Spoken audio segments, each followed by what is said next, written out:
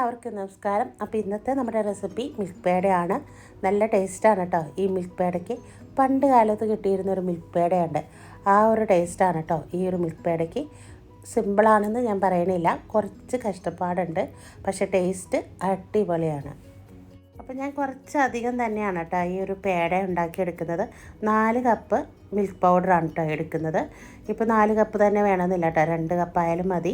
ഞാനിത് മോന് കൊണ്ടുപോകാൻ വേണ്ടിയിട്ട് കുറച്ചധികം തന്നെ എടുത്തിട്ടുണ്ട്. ഇനിയിപ്പോൾ 2 കപ്പ് പഞ്ചസാര മിക്സിയുടെ ജാറിൽ നന്നായിട്ട് പൊടിച്ചെടുക്കണം. എന്നിട്ട് ഇതാ ഒരു വലിയ ബൗളിലേക്ക് മിൽക്ക് പൗഡറും പഞ്ചസാര പൊടിച്ചതും ഇട്ട് കൊടുത്തിട്ടുണ്ട്. എന്നിട്ട് നന്നായിട്ട് ഇതൊന്ന് മിക്സാക്കി കൊടുക്കാം. ഇനി ഇതൊന്ന് മിക്സാക്കിയിട്ട് ഇതിലേക്ക് 2 കപ്പ് പാല് ഒഴിച്ചു കൊടുത്തിട്ടുണ്ട്. തിളപ്പിക്കാത്ത പാലാണ് കേട്ടോ. 2 കപ്പ് ഒഴിച്ചു കൊടുത്തിട്ട് നന്നായിട്ട് ഇതൊന്ന് മിക്സാക്കി എടുക്കാം.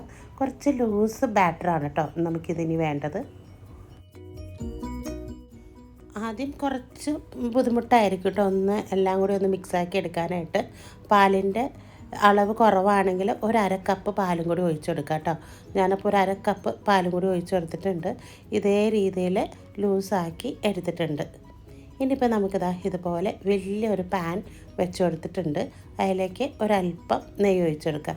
1/2 ടീസ്പൂൺ നെയ്യ് ആദ്യം ഒഴിച്ചു കൊടുക്കാം. ഇപ്പോൾ ഇതാ പാനൊക്കെ ചൂടായിട്ടുണ്ട്. ഇനി ഇതിലേക്ക് നമ്മൾ മിക്സാക്കി വെച്ചിരിക്കുന്ന ബാറ്റർ ഇതിലേക്ക് ഒഴിച്ചു കൊടുക്കുന്നുണ്ട്. ഇനി കൈ വിടാതെ തന്നെ നമുക്കിതൊന്ന് ഇളക്കി യോജിപ്പിച്ച് കൊടുക്കാം.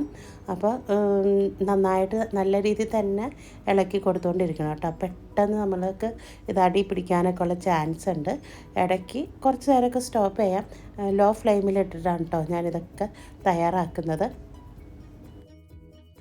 ഇത് കുറച്ച് ബുദ്ധിമുട്ടുള്ള കാര്യമാണ് കേട്ടോ, പക്ഷേ പഴയ രീതിയിലുള്ള ഒരു ടേസ്റ്റ് ഉണ്ടല്ലോ മിൽക്ക് പേടയുടെ, അത് ഈ ഒരു മിൽക്ക് പേട തയ്യാറാക്കുമ്പോൾ നമുക്ക് കിട്ടും കേട്ടോ. അതുകൊണ്ടാണ് ഇച്ചിരി കഷ്ടപ്പാടാണെങ്കിലും ഇതേ രീതിയിലൊക്കെ ഒന്ന് തയ്യാറാക്കി എടുക്കുന്നത്. അപ്പോൾ അതാ നമ്മുടെ മിൽക്കിൻ്റെ പേട മിശ്രിതമൊക്കെ ഒന്ന് കട്ടിയായി വന്നു തുടങ്ങിയിട്ടുണ്ട്.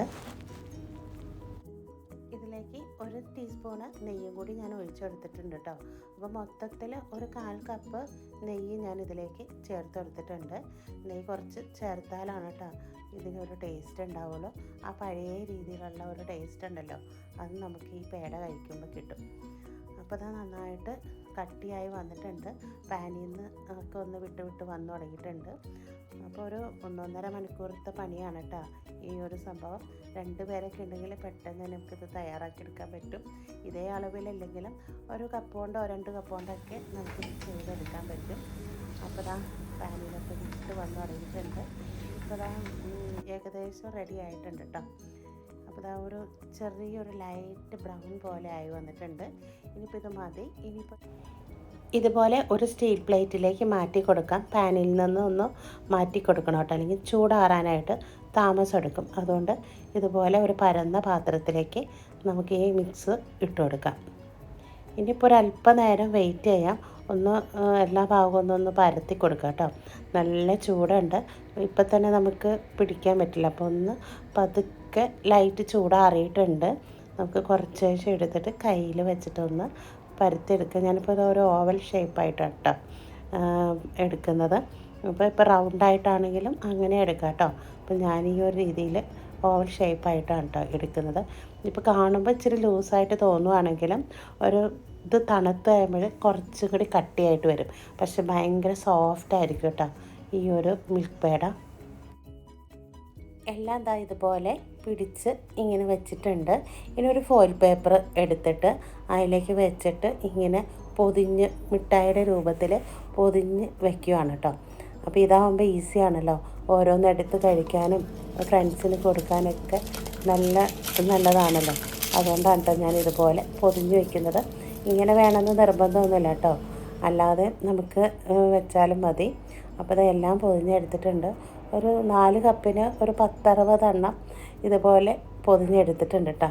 അടിപൊളി ടേസ്റ്റാണ്, നല്ല സോഫ്റ്റാണ് കേട്ടോ, നല്ല ടേസ്റ്റാണ്. അപ്പോൾ എല്ലാവരും ഒന്ന് ട്രൈ ചെയ്ത് നോക്ക്. അപ്പോൾ എന്നാൽ ശരി, നല്ല വിഭവങ്ങളായിട്ട് വരുന്നത് വരെ പോയിട്ട് വരാം.